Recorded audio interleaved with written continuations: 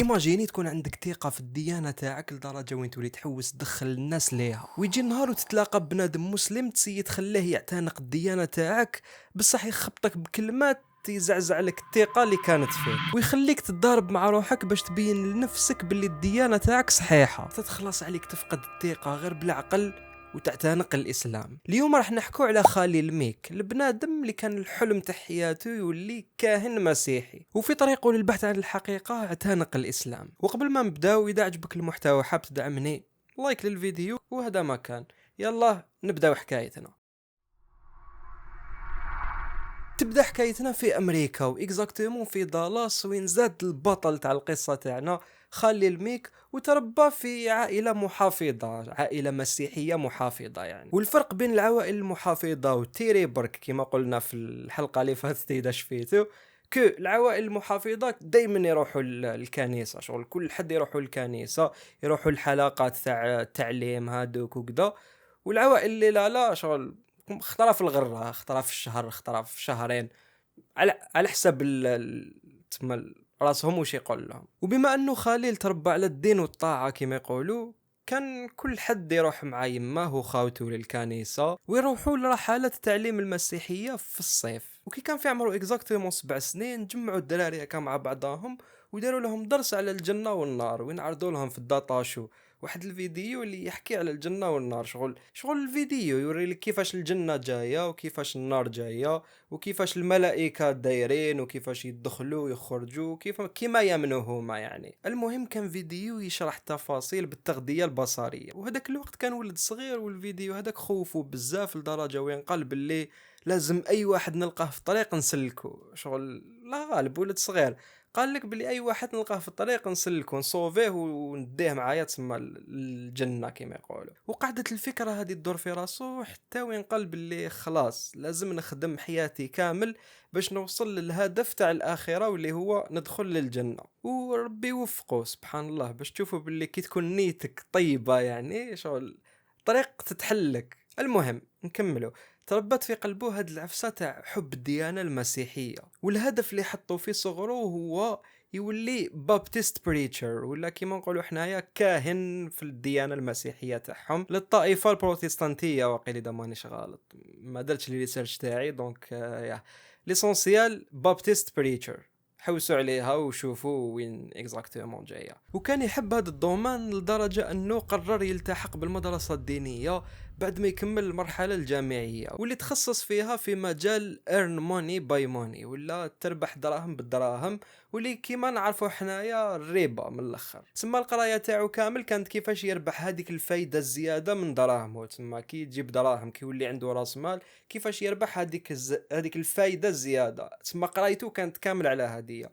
وحنا عندنا هاد العفسه ريبه يعني عادي، وهاد العفسه نعاودو نقولوا لها من بعد باسكو يا هادي تفكروها دوكا، باسكو راح نرجعوا لها من بعد. وفي عام الاخر تاع الجامعه بدا يزيد الحماس تاعو للمدرسه الدينيه، شغل راهو داخل العفسه بزاف شابه. دونك واش ولا يدير من الحماس هدايا؟ ولا اي واحد يلقاه في الطريق يهضر معاه على الدين، ويسي يجبدوا للديانه المسيحيه، تسمى يخليه يعتنق الديانه المسيحيه، ولا كيما يقول هو نصوفيه، باسكو هو ما شغل عندهم واحد البرسبكتيف كلي شغل الناس كامل على ضلاله، وكي تجبدوا للديانه المسيحيه راك صوفيتو من النار. هذه هي. وكان كل واحد يبدا يهضر معه يبدا يجبد له هضره على الدين، يقول له هاي واش تامن، غير يقول له نعمل بهاد العفسه يتشبك يلصق فيه، واللي يقول له ومن بعد وشنو هكذا، يبدا يناظر فيه يسي كيفاش يتجبدوا للديانه المسيحيه. شغل تو سامبلومون. حتى لحق واحد النهار قعد مع بنادم وسقساه واش تامن، وقال له باللي انا مسلم. بشي يشوف فيها هكذا قال له وشنو مسلم هدايا؟ قال له شغل هذاك الوقت جامي يسمع بالكلمه هذه، باسكو السيد امريكا وفي الثمانينات كانوا مازال ما دخلوش بزاف مسلمين للامريكان. تسمى هذيك هي كانت تسمى هذاك الوقت كانت الهضره كامل على الكحالش والبيوضه والعنصريه اللي بيناتهم. هذا ما كانتش العفسه تاع الديانه واللي تيروريست بزاف قويه. دونك شرح له واش معناها الاسلام، وبداو يقصروا هضره تجيب هضره، عفسه تجيب عفسه، حتى الحق لواحد الاستنتاج ولا يقول باللي you sound like confused Christian، ولا كيما نقولوا حنايا شغل راك تبان اللي مسيحي تلفت له. وبدا يضحك معاه وكملوا يجيبوا يعطوا في الهضره حتى لحق لواحد الاستنتاج هكا مع روحه. بدا يقول باللي خلاص هذا هو الشخص المناسب باش ندخلوا للديانه المسيحيه، تسمى سي بون راني لقطت البنادم المناسب. دوكا هذا نسي كيفاش ندخلوا للديانه المسيحيه قبل ما ندخل واسمه للمعهد الاسلامي، تسمى شغل ماشي المعهد الاسلامي استغفر الله، للمعهد المسيحي تسمى تاع الديانه المسيحيه. قال باللي شغل نكون على الاقل سلكت بنادم واحد من النار قبل ما ندخل نقرا على الدين. بعدها كان دائما يريح معاه، وكانوا دائما يقصروا على نفس السوجي شغل اللي يدخلوا في السوجي تاع الدين، وبداو يجيبوا يعطوا فيه، هذا مسلم يعطي رايو والاخر مسيحي يعطي رايو، شغل قصرة نورمال. بصح المسلم هذا اللي كان يحكي معه كان متميز بحاجه، واللي هو كان ذكي لدرجه كبيره، لدرجه وين كان يخليه يهضر وش يحب وما كانش يصحح له كامل. تسمى كان يقول له دائما يقول له عندك الحق، بصح وش يدير كي يروح للدار يجيب له معاه كتاب صغير ولا حاجه كذا لفافه اللي فيها المعلومات هذو كامل ويعطيها له، يقول له هاك شد قراها. بصح حبيبنا خليل ما كانش يقراهم، كان يجمعهم ويحطهم في الدار، يجمعهم ويحطهم في الدار حتى ولات عنده باكيه. وكما قلنا ما كانش يناقشوا كامل، ما كان يناظر فيه ما والو، كان كل ما يقول حاجه يقول له عندك الحق، يولي للدار يجيب له هذيك العفسه ويعطيها له. حتى الحق النهار اللي جاب له فيه واحد الكتاب اللي راح يبدل نظره تاع خليل كامل على الديانه المسيحيه.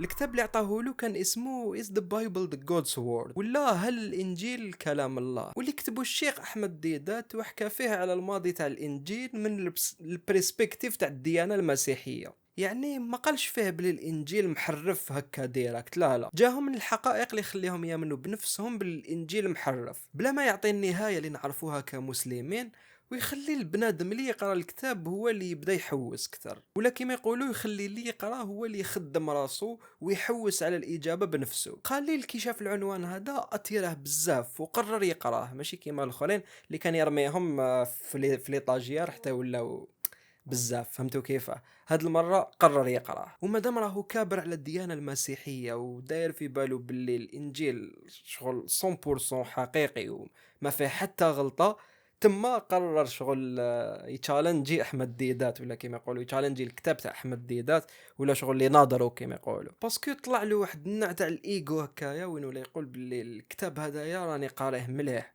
ونعرفه مليح وعلى بالي وش فيه، تسمع على بالي بلي ما فيه حتى غلطه. بصح في الوقت اللي كنت نقرا فيه جامي خممت نروح للماضي تاعو اللي هو كيفاش حتى لحقنا الكتاب، وهذه هي العفسه اللي طرحها احمد ديدات في الكتاب تاعو اللي هو كيفاش حتى لحقنا الانجيل اللي راهو عندنا دوكا. دونك بدا يقراه من البرسبكتيف تاع الكتاب صحيح 100% وما فيه حتى غلطه وما عنده حتى شك فيه، وباش يثبت بلي الكتاب صحيح قرر يدخل في رحله مع روحه يبحث على كيفاش الانجيل وصل لوقتنا الحالي. وهنا هذيك 100% اللي بدا بها بدات تحبط غير بالعقل، كل ما يقرا تزيد تحبط، كل ما يقرا تزيد تحبط، باسكو الانجيل في الحقيقه بدا من الاراضي الفلسطينيه، وهذاك الوقت واش كانوا يهضروا في هذوك الاراضي سواء اللغه الاراميه ولا العبريه. بصح ما كان حتى نسخه من الانجيل بهاد الزوج لغات. النسخه القديمه كامل اللي راهي عندنا دوكا تكتبت بالاغريقيه وبعد 400 سنه من موت المسيح عيسى عليه السلام. يعني هنا يبدا الشك،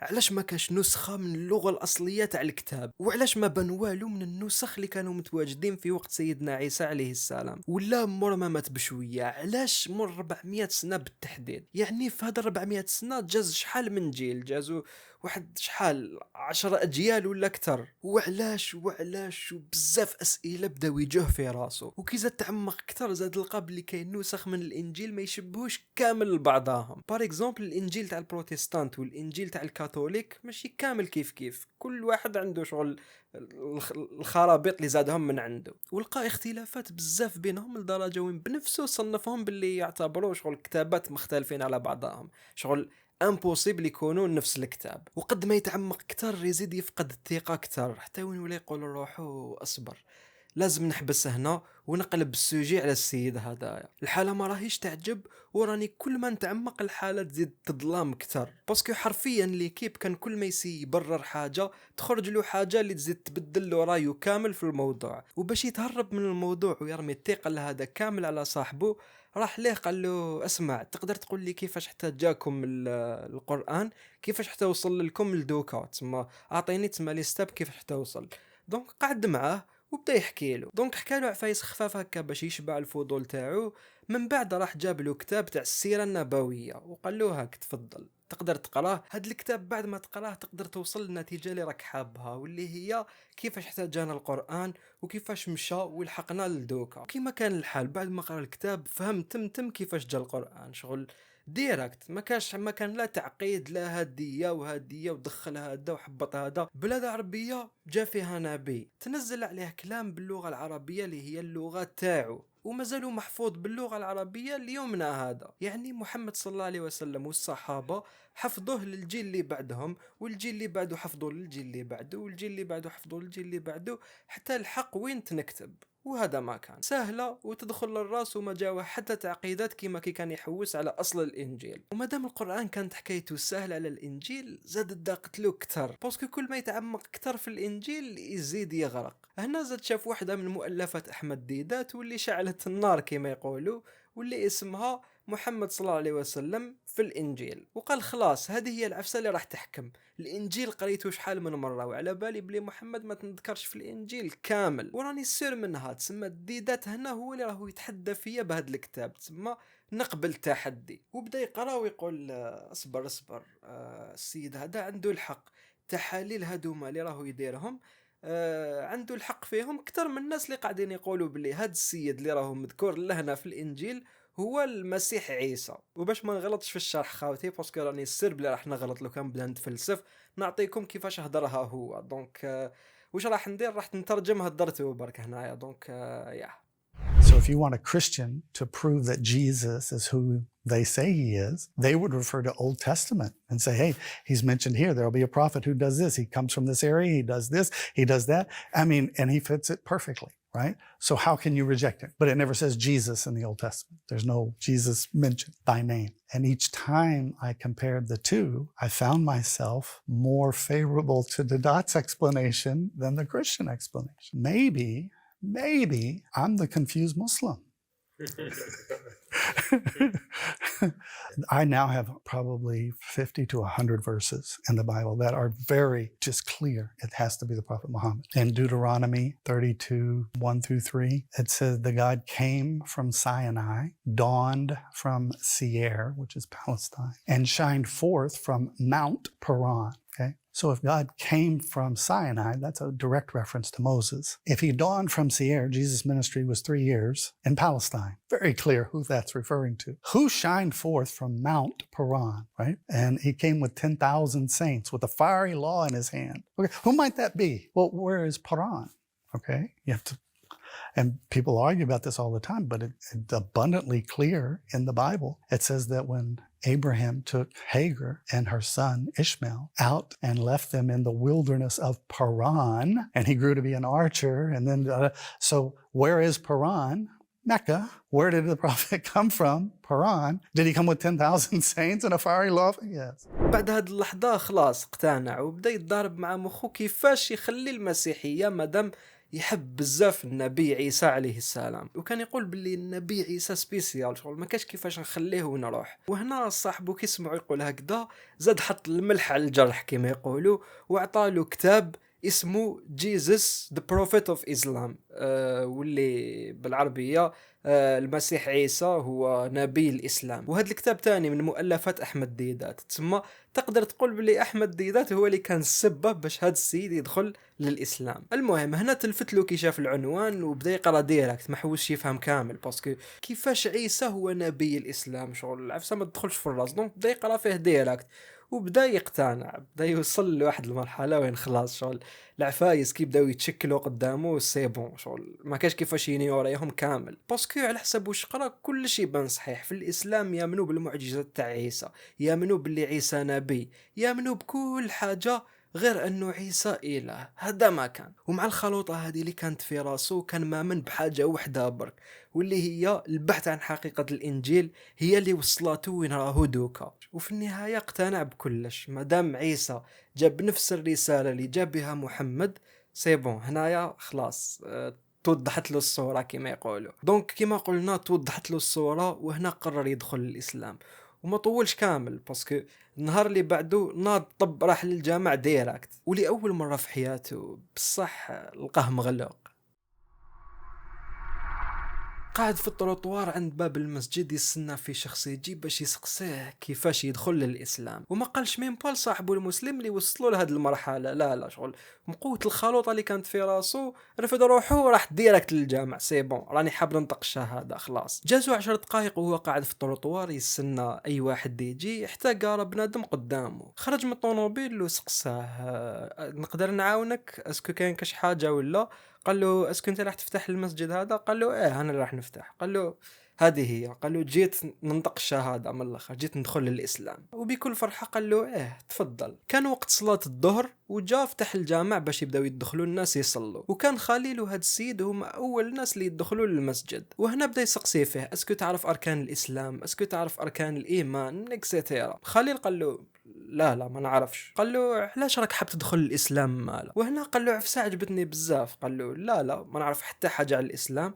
قال له واش نعرف برك كو المسيحيه والاسلام يتشاركوا في بزاف عفايس كيف غير عفسه وحده، واللي هي التوحيد للاسلام، والمسيحيه عندهم الثالوث. والثالوث او الترينيتي بلونجلي هو الطريقه اللي يامنوا بها المسيحيين، واللي هي الثلاثي تاع الاب والابن والروح القدس. وعلى حساب الاقتناع تاعي كو التوحيد هو الاصح، دونك جيت نعتنق العفسه الاصح، العفسه اللي نشوفها صحيحه. وهنا استقبلوه ونطق الشهاده اشهد ان لا اله الا الله واشهد ان محمدا عبده ورسوله. وكي جا خارج عطاو له واحد الكتاب قالوا له هذا لازم تقراه، اسمه الحلال والحرام. وكي رجع للدار صارت لي واحد الحكايه اللي قد ما نحكيها ونسي كيفاش نخرج الاحساس اللي فيها ما راح نقدر. تسمى حتى هذه راح نخليها لكم بالترجمه عادي كيما قالها هو. I said, I want to tell you something. She goes, what? I'm going to be a Muslim.